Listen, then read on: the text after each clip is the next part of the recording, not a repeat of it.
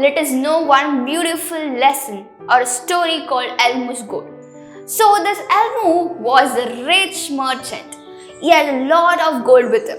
Once he had to go to the nearby city.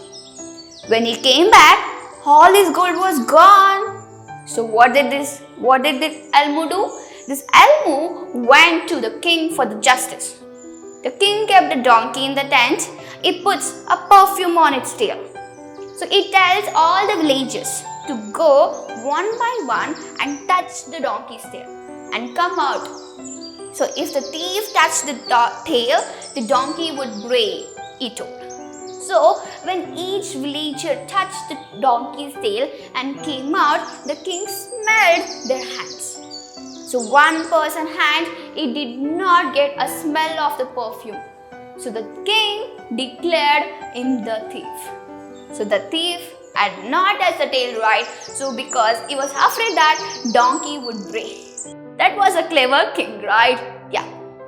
Now let us know about one more poem called Little Kitty.